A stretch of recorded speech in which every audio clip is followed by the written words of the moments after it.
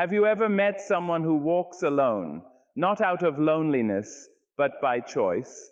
Who moves through the world like a quiet river, deep and unhurried, and doesn't seek the comfort of company?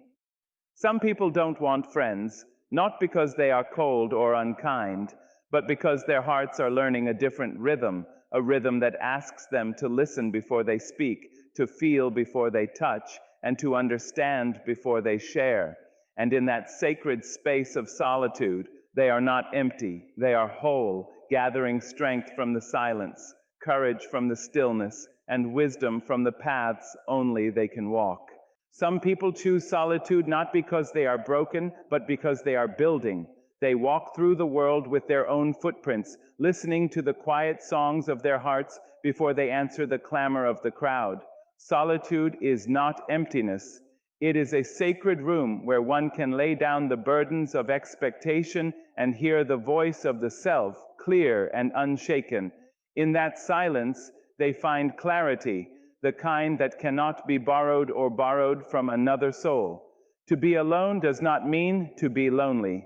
There is a strength in standing unaccompanied, a courage in facing your own reflection without flinching. Some hearts are not yet ready to mingle their melodies with others because they are learning to sing their own tune. The world may not always understand, may whisper that friendship is the measure of a life well lived. But the truth is, a life lived fully in your own presence is a life rich with discovery. Those who seek solitude often become students of themselves. They watch the patterns of their thoughts, the rhythms of their emotions, and the secret desires that flicker like distant stars. In that observation, they find wisdom, and in wisdom, they find freedom. Freedom from judgment, from expectation, from the constant need to explain or justify their being. The solitude is not a wall, it is a doorway. And beyond that doorway is a deeper understanding of what it means to be fully human.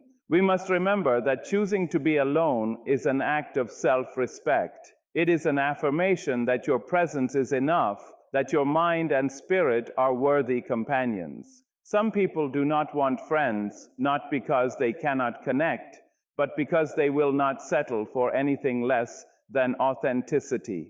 They know the weight of a false smile, the emptiness of shallow conversations, and they honor their time and energy by giving it only where it is cherished and returned in kind. In solitude, the heart can heal, the mind can wander, and the spirit can grow. The river of life flows differently for each of us, and some rivers must run deep and silent before they meet others. And when they do meet, it is not in need or desperation, but in generosity and grace. Choosing solitude is not a rejection of the world. It is a preparation to enter it fully, whole and unafraid. So let us honor those who walk alone. Let us understand that friendship is not a requirement, but a gift that some are not yet ready to receive. Let us celebrate the courage it takes to be enough for oneself, to find peace in one's own company, and to trust that the soul's own rhythm is never wrong. For in the quiet, the stillness, and the sacred space of solitude, some people discover not just who they are, but the strength to shine in a world that will one day be grateful for their light. Some people do not reach out for friendship because their hearts are carrying battles that no one sees. The scars are hidden, stitched carefully beneath layers of courage, and the wounds are often invisible to those who only glance at the surface. It is not pride that keeps them distant, nor is it a lack of warmth, but a quiet understanding that not all eyes are gentle, not all voices are safe, and not all hands can be trusted with the delicate work of healing. They walk among us, smiling when the world expects it, speaking when it demands it, yet inside there is a storm that rages unseen. Anxiety, grief, or old pain may whisper doubts into their ears, making the thought of closeness feel too heavy to carry. Friendship, though beautiful, requires vulnerability, and some hearts are not yet ready to lay down their shields. To ask them to open their doors too soon is to ask them to risk a war they are still learning to survive. These invisible battles do not make them weak, they make them wise. They have learned that life is not only about the hands that lift you up, but also about the storms that teach you to stand. They have discovered the strength it takes to face a mirror and meet their own eyes with compassion. And while they may seem distant, there is a quiet courage in their solitude, a courage born of confronting pain that others cannot understand. We must remember that every refusal of friendship is not a rejection of us, it is a protection of self. Some hearts need time to mend before they can offer themselves fully to another.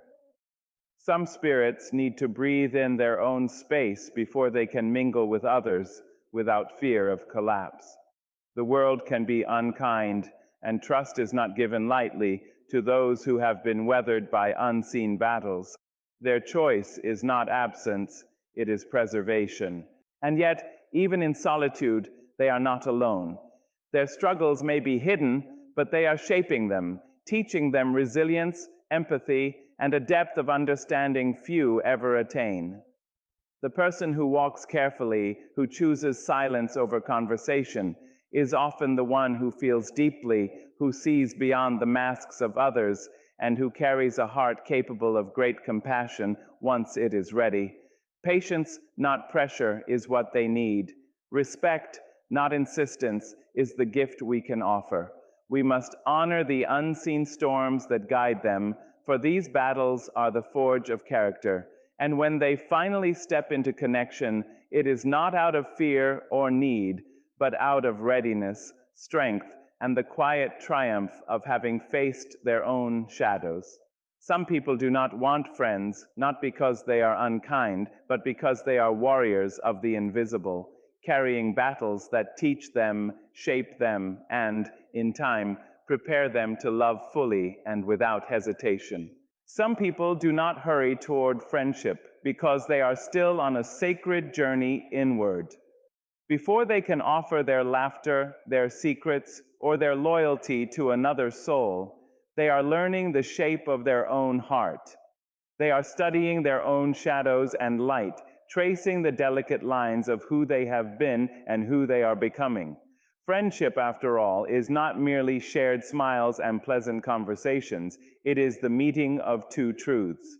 And some people are still uncovering their own truth layer by tender layer. There is a quiet bravery in choosing self-discovery over social approval. The world often urges us to belong, to gather companions like trophies that prove our worth.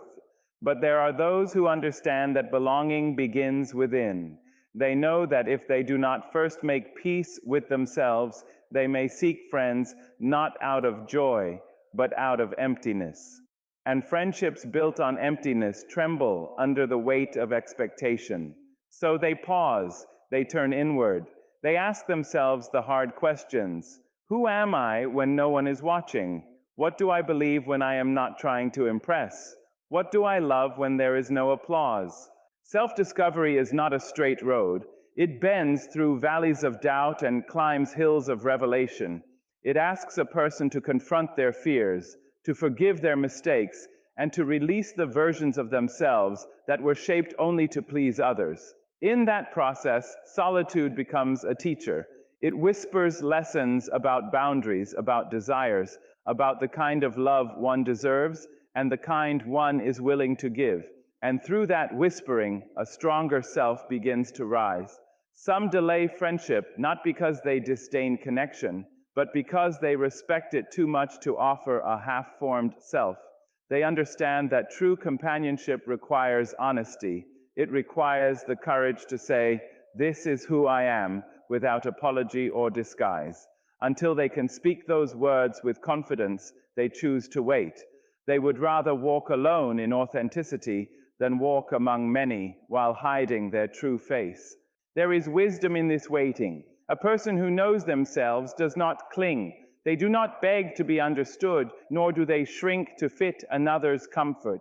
They enter friendship not as a seeker of validation, but as a giver of sincerity. Their presence becomes a gift, not a plea. And when they finally extend their hand in friendship, It is steady, it is sure, and it carries no hidden hunger. So if you meet someone who seems content in their own company, do not assume they lack the desire for companionship. Perhaps they are cultivating the most important relationship they will ever have, the one with themselves. Perhaps they are learning to love their own laughter, to trust their own decisions, and to honor their own dreams. And when that love is rooted deeply enough, when that trust stands firm, they will not enter friendship out of need, but out of abundance. And friendships born from abundance do not merely survive, they flourish. Trust is a delicate treasure, not easily earned and never lightly restored. Some people do not open their arms to friendship because they have learned, through sharp and unforgettable lessons, how fragile the heart can be. They have given their trust before, placed it gently into hands they believed were steady, only to watch it slip, shatter, and scatter like glass across the floor of their spirit. And once you have knelt to gather those broken pieces, once you have felt them cut into your palms, you do not rush to hand your heart away again. It is not bitterness that keeps them guarded. It is memory, memory of promises spoken sweetly and broken casually, memory of confidences shared in sacred whispers and later carried into careless daylight. These memories do not fade simply because time has passed. They linger, teaching caution where there was once innocence. They remind the soul that trust is not a decoration to be worn proudly, but a treasure to be protected wisely. Some people build walls, yes, but those walls are not prisons, they are shelters. Within them is a heart still capable of love, still capable of loyalty, still capable of deep and abiding connection. But that heart has learned that tenderness must be handled with reverence. It has learned that not everyone who smiles intends to stay, and not everyone who listens intends to understand. So it waits, it watches, it measures the weight of words against the consistency of actions. There is a quiet dignity in that waiting. In a world that encourages instant connection and effortless intimacy, choosing caution can look like coldness, but it is not cold to value what is sacred. It is not distant to require proof of sincerity. A wounded heart that protects itself is not weak, it is wise. It knows that healing is not a performance for others to witness. Healing is a private ceremony, conducted slowly, where trust must first be rebuilt within before it is extended without. And when such a person finally chooses to trust again, it is not done lightly. It is a gift offered with awareness. They do not give fragments of themselves. They give something whole and considered. Their loyalty runs deep because they understand the cost of betrayal. Their presence is steady because they know the ache of abandonment. When they call you friend, it is not a casual title, it is a covenant. So if someone seems reluctant to step into friendship, do not mistake their caution for indifference. Recognize the courage it takes to guard a heart that has been bruised and still dares to beat with hope. Understand that trust, once broken, does not regrow overnight. It must be nurtured, watered with patience, warmed by consistency. Some people do not want friends quickly because they honor the sacredness of connection. They believe that what is precious must be protected until it is safe. And when safety is found, when trust is proven true, they will open their hearts not halfway, not fearfully, but fully, offering a friendship rooted not in impulse, but in wisdom, strength, and enduring grace. Silence has a language that only the patient can understand. Some people do not reach for friendship because they have discovered the sacred strength hidden in quiet moments. While the world races to fill every pause with noise, they sit gently inside their stillness and find that it speaks. Silence, to them, is not an empty room. It is a sanctuary where the soul can stretch without interruption and the mind can breathe without demand. In the hush of solitude, they begin to hear the truths that are often drowned out by conversation. They hear their own doubts and learn not to fear them. They hear their own dreams and learn not to silence them. There is a deep kind of listening that only happens when no one else is speaking. It is the listening that shapes character, that refines purpose, that teaches a person who they are beneath the expectations of others. Some choose to be alone because they are tending to that inner dialogue, allowing it to mature into wisdom. The world may misunderstand their quiet. It may label them distant, withdrawn, or uninterested. But stillness is not absence. It is intention. It is the decision to pause before reacting, to think before agreeing, to understand before attaching. In silence, emotions settle like dust in a sunlit room, and clarity emerges. A person who has learned to sit comfortably with their own thoughts does not fear being alone. They value it. They know that growth often happens in unseen hours, in moments when no applause is offered and no audience is watching. Silence also teaches resilience. When you sit with yourself long enough, you confront the parts of your story that ache. You revisit memories that shaped you and examine the lessons they carried. In the quiet, you are both student and teacher, both question and answer. Some people do not want friends at certain stages of life because they are in this classroom of solitude, learning lessons that require their full attention. To interrupt that process too soon would be to interrupt their becoming. There is also creativity in silence. Great ideas are often born not in crowded rooms, but in quiet corners. Inspiration whispers, it does not shout. The person who embraces solitude may be nurturing visions, building strength, crafting a deeper sense of purpose. Their quiet is fertile ground, where confidence takes root slowly but firmly. And once rooted, it does not sway easily with the winds of opinion. When they eventually step back into connection, they do so with a steadiness shaped by reflection. They bring insight instead of noise, depth instead of distraction. Their words carry weight because they have been measured in silence first. Their presence feels calm because they have learned to calm themselves. So let us not rush to fill every quiet space in another's life. Let us honor the power of silence and the courage it takes to sit within it. Some people do not want friends because they are cultivating something sacred in the stillness. And from that stillness, when the time is right, they will rise, not empty, not lonely, but deeply rooted, self-aware, and ready to connect from a place of strength rather than need.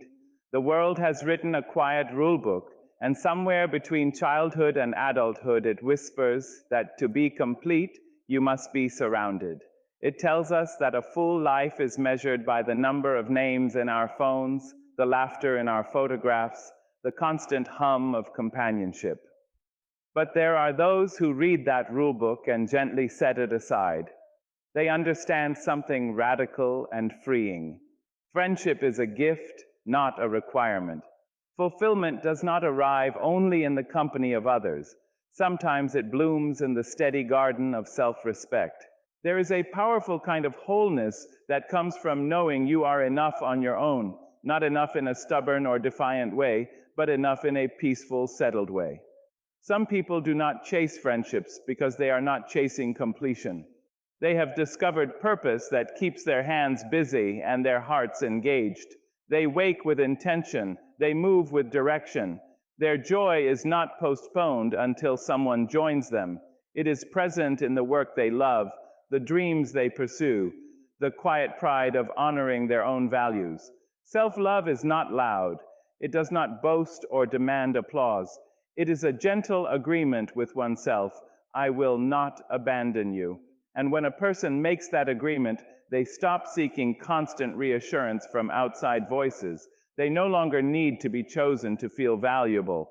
They choose themselves daily, choosing growth over approval, peace over popularity, depth over distraction. In that choice, they find a fulfillment that does not depend on invitations or acceptance.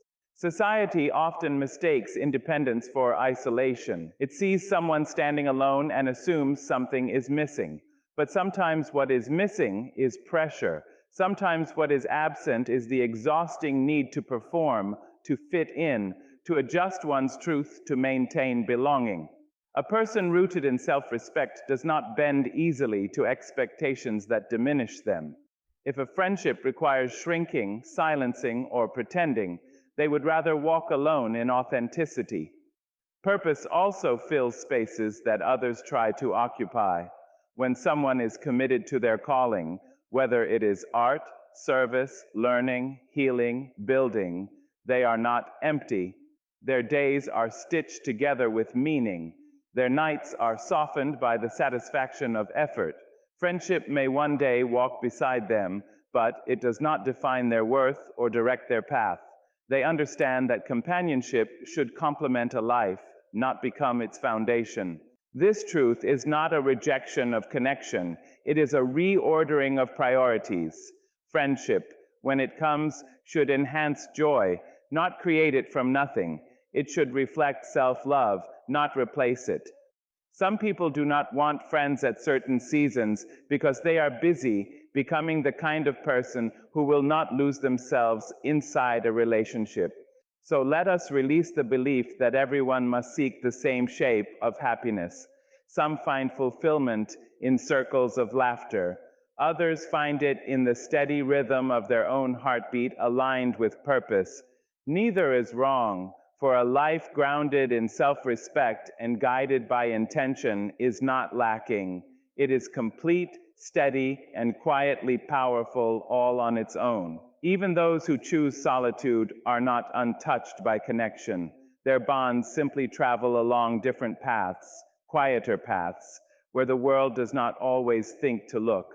They may not gather in crowded rooms or share daily conversations, but their hearts are not empty of attachment. Instead, they are tethered to ideas that stir their minds, to music that understands their unspoken emotions, to books that speak in voices as intimate as any friend.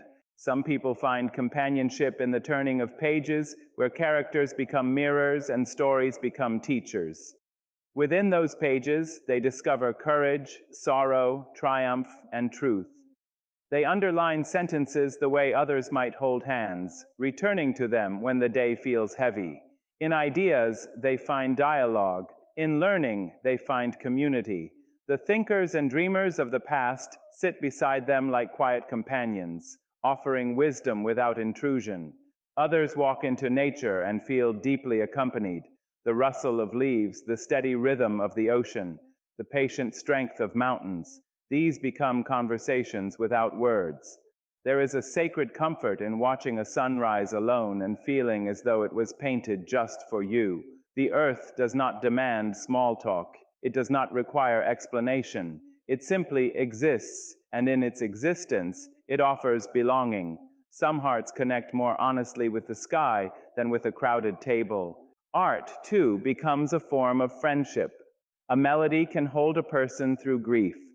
A painting can echo emotions too complex for speech. A poem can reach into hidden corners of the soul and whisper, "I see you." Those who prefer solitude often build rich inner worlds filled with color, sound, and imagination. They do not lack connection. They experience it in dimensions that do not require physical presence. Their spirits converse with creativity itself. And then there is humanity as a whole. Some who seem distant in personal relationships feel profoundly connected to the wider human story. They care deeply about justice, about compassion, about the shared struggles of strangers they may never meet. Their empathy stretches across borders and cultures. They may not have many close friends, but their hearts beat in rhythm with the suffering and triumph of people everywhere. Their solitude does not shrink their love. In many ways, it expands it. Connection is not a single doorway. It is a vast landscape with many entrances. Some step through the doorway of traditional friendship, while others wander through forests of thought, across oceans of art, under skies of reflection. Neither path is barren. Both are alive with meaning. So when you see someone who walks alone, Do not assume they are disconnected. Look closer. You may find a mind dancing with ideas, a spirit intertwined with nature, a heart moved by music, a soul quietly embracing humanity.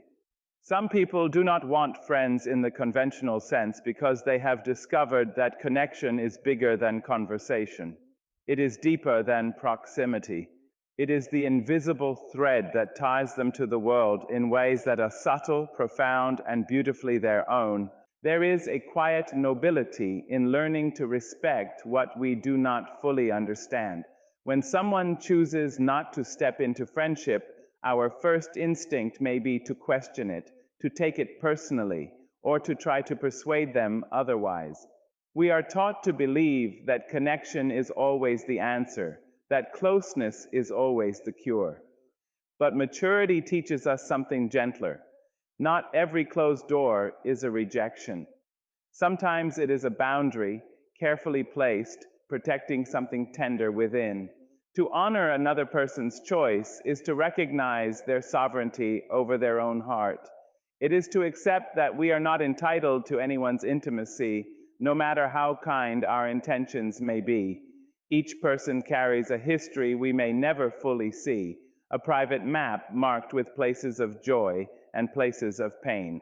When someone says, through words or actions, that they prefer distance, the most compassionate response is not insistence, but understanding.